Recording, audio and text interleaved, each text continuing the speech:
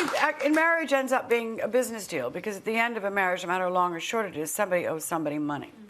And, you know, I was on the short end of the stick on that one. She never married him, and after 41 years, she finally admitted why. But what Goldie Hawn revealed about Kurt Russell wasn't a fairy tale. It was a confession about control, fear, and something most people would never say out loud. 2 failed marriages, 2 ex-husbands who still carry resentment, and then 1 man she refuses to legally bind herself to, ever. The question isn't why she loves him, it's why she refuses the one thing Hollywood worships, the official ending, the ring, the vows, the contract. And the answer is not romantic, it's calculated. Because Goldie doesn't talk about love like a naive person, she talks about it like someone who has already paid the price, twice, and decided she will never pay it again. And when someone frames commitment as a choice you make every morning, what they're really saying is, I want the ability to leave. That is the entire story. Not love, not destiny. The ability to exit without destruction. Goldie Jean Hawn was born November 21, 1945, in Washington, D.C. Her father, Edward, was a musician and conductor, and her family background gets wrapped in those neat, impressive details people repeat, like roots tracing back to Edward Rutledge, the youngest signer of the Declaration of Independence. Her mother, Laura, ran a jewelry shop and a dance school, and she came from a Jewish family who had emigrated from Hungary. Goldie grew up in a Jewish household in Tacoma Park, Maryland, alongside her sister Patty. And there's that darker little detail the public didn't always know. There had been a brother, Edward Jr., who died before Patty was even born. A family loss that sits in the background like a shadow you don't mention at dinner, but it changes the atmosphere anyway. From the beginning, Goldie was pushed toward performance, not found, not discovered, placed. At 3 years old, she was on stage doing ballet and tap, trained to perform before she could form her own identity. By 10, she was dancing in the Nutcracker with the Ballet Russe de Monte Carlo. By 1964, she had already appeared in Romeo and Juliet and was running her own ballet school. Think about that. Most kids are trying to pass algebra, and she's already being taught that approval comes from how well you entertain people. That becomes a worldview. Then she drops out of college, abandoning drama studies to chase professional performance. She dances in Can-Can at the Texas Pavilion during the New York World's Fair. Then she works as a go-go dancer in clubs across New York and New Jersey. A body for hire, entertainment as survival. A young woman learning what it means to keep an audience watching, smiling, paying, wanting more. And this matters because it trains you to understand power dynamics without ever saying the words out loud. You learn that love can be a performance. You learn that attention can be rented. You learn that security is never guaranteed. And when you learn that young, you don't forget it when you're rich. Hollywood noticed. It always does.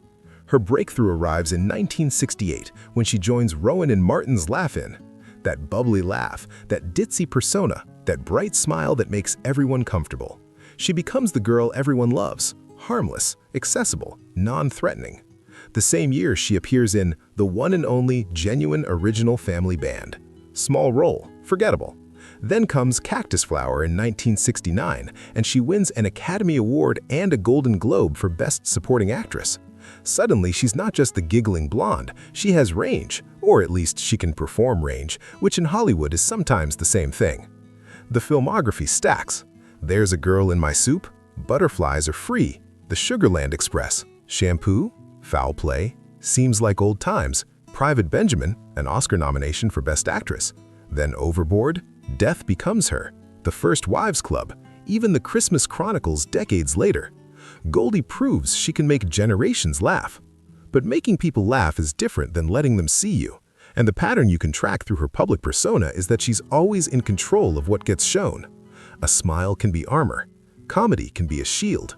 Charm can be a wall you can't climb. Before the cameras fully locked onto her, Goldie dated actor Mark Goddard, then singer Spiro Oakes. But her first serious relationship was Gus Trichinus, a dancer and actor known for West Side Story. They meet in the late 1960s while performing. Goldie later says she wanted to marry him the moment they met. And she does. Hawaii, May 1969. Young performers, in love. Or at least that's how it looked. But what it looks like is the point.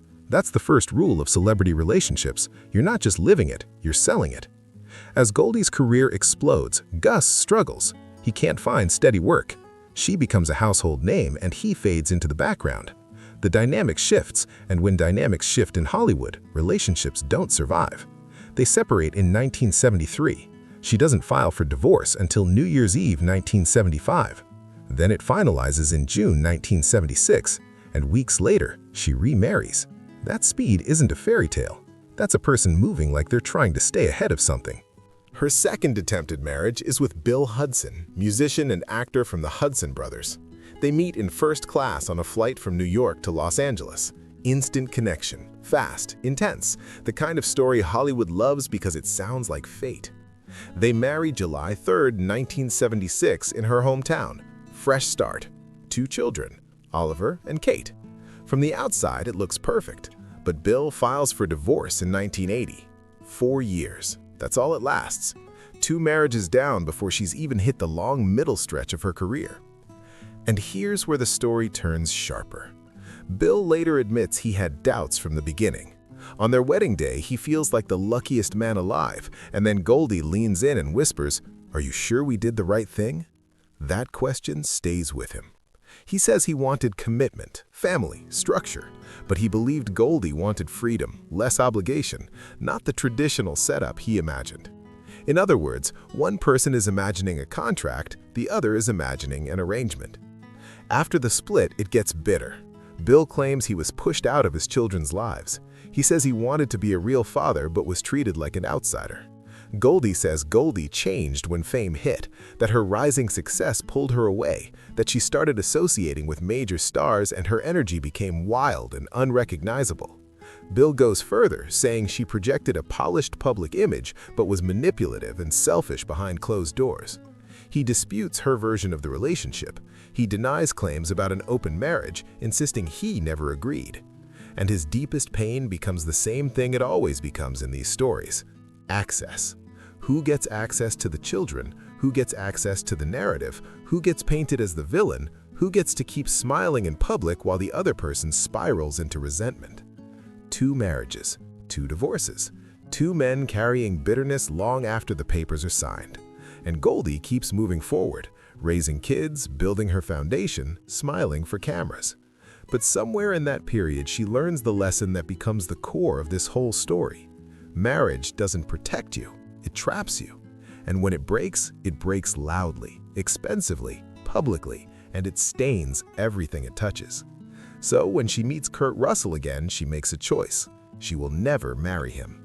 That decision is either the most romantic thing in the world, we don't need a piece of paper, or it's the most strategic thing in the world, I will never be legally vulnerable again.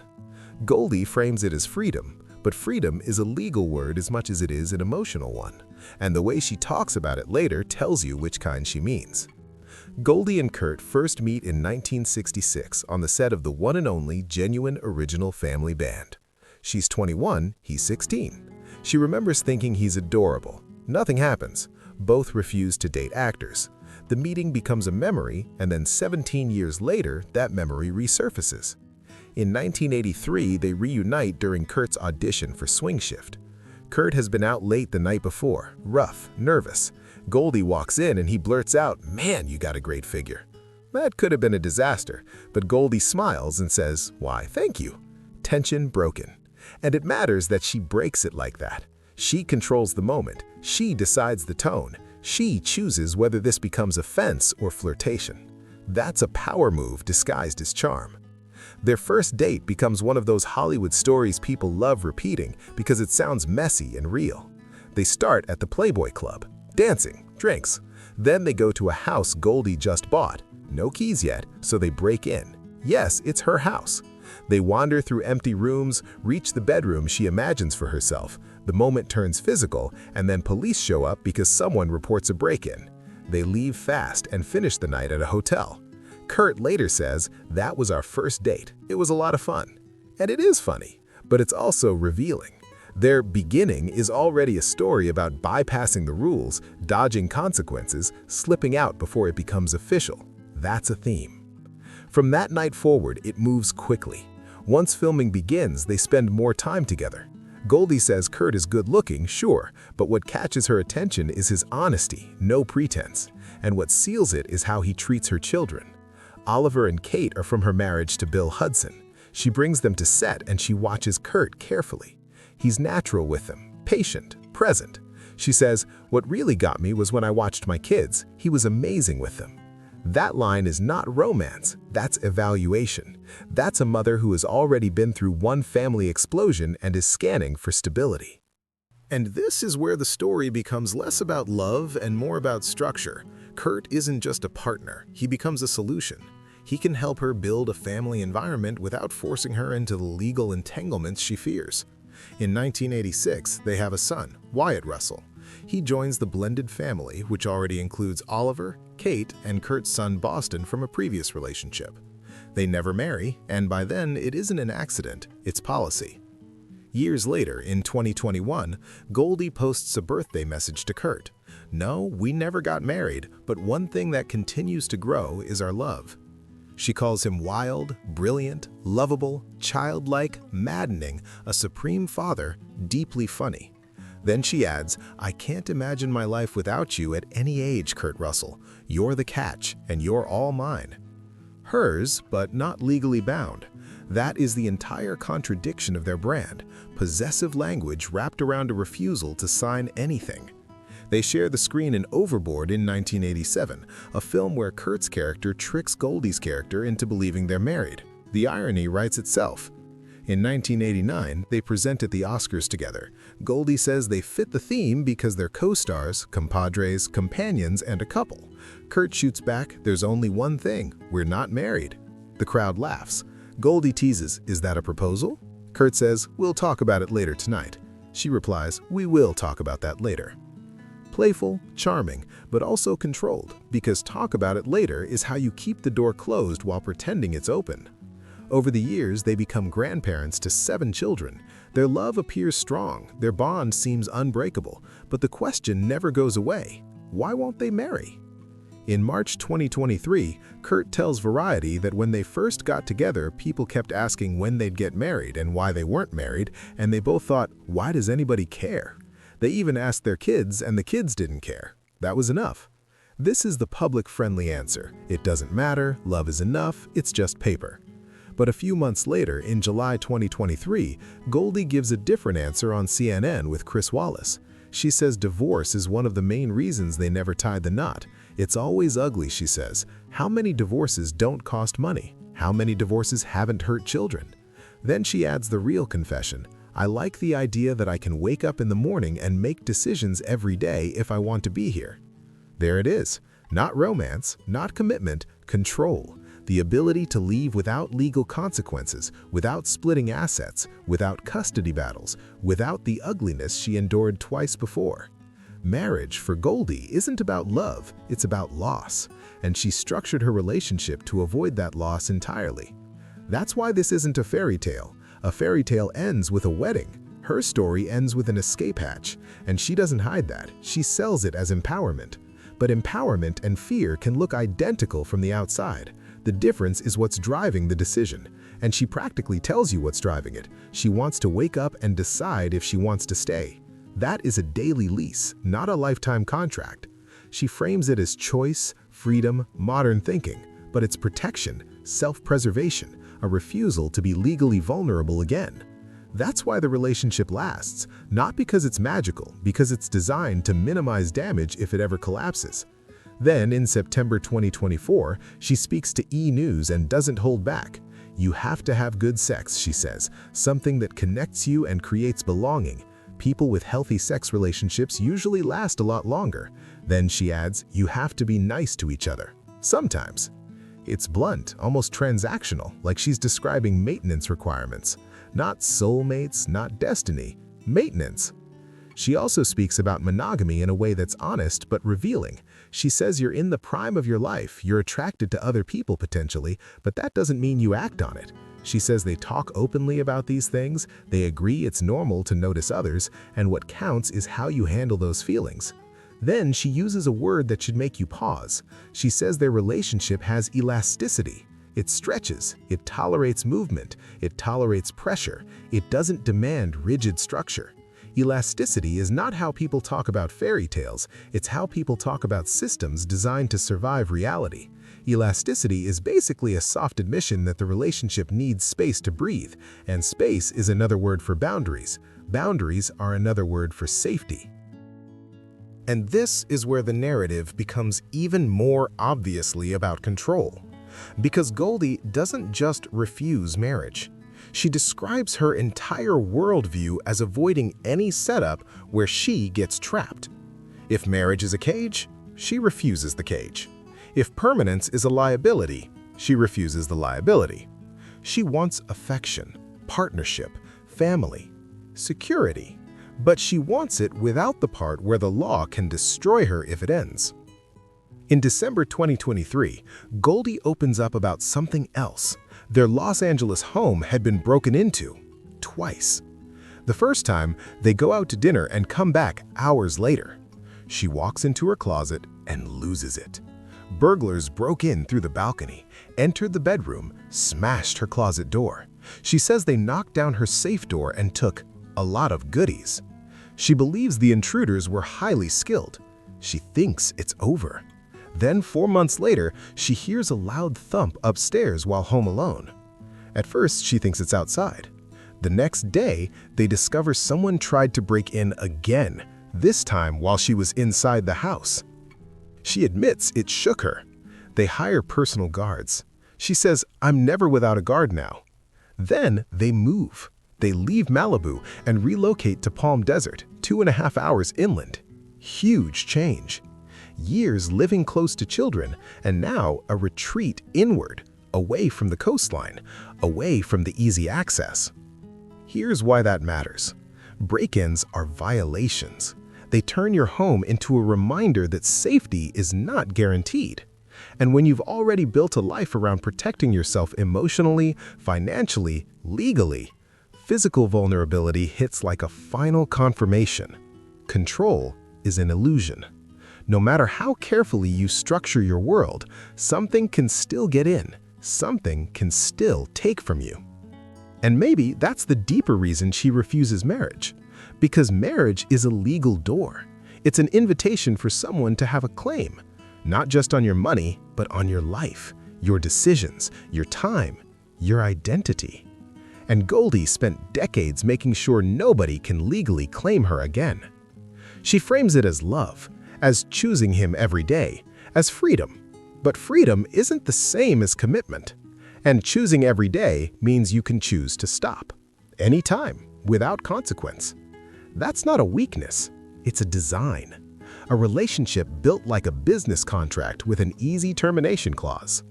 Kurt says he's fine with it, that he doesn't care about marriage, that their love is enough. But is it? Or has he just accepted the terms Goldie set from the beginning? Because when you're with someone who's been burned twice, who's watched marriages collapse into bitterness and legal fallout, you don't push, you don't demand. You accept the boundaries, or you leave. And Kurt stayed. For over 40 decades, without a ring, without the legal protections that come with marriage, without the public certainty Hollywood loves. And that looks romantic until you flip it. Because the same setup that protects Goldie also leaves Kurt vulnerable. If he's been there for 40+ years, raising a blended family, building a life, and there's no legal bond, then the entire structure depends on Goldie continuing to choose him every day, forever. That's not a vow, that's probation. By March 2025, they attend the Oscars together. Goldie wears a bright yellow Dolce & Gabbana gown. Kurt stands beside her in a classic black tuxedo, smiling, holding hands. They look happy, and maybe they are. But happiness and security aren't the same thing. Sometimes happiness is what you show when you've built a system that keeps you safe. When asked how he feels about their time together, Kurt gives a simple answer. "I just love the fact that we met and we're still doing it. We still like being together." Listen to that phrasing. Still doing it, still like being together. Present tense. Day by day. No guarantees, no binding agreements. Continuous choice. Which sounds romantic until you realize it's also continuous uncertainty. Goldie Hawn has spent her entire life performing joy, performing love, performing the image of someone who has it all figured out. And maybe she does. Maybe refusing to marry Kurt Russell is the smartest decision she ever made.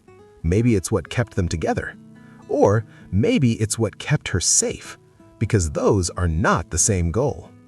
Safety and love aren't the same thing. And when you spend 41 years with someone but refuse to legally commit, you're not just protecting yourself, you're also sending a message. No matter how much I love you, my independence matters more. No matter how good this is, I will never give you the power to destroy me.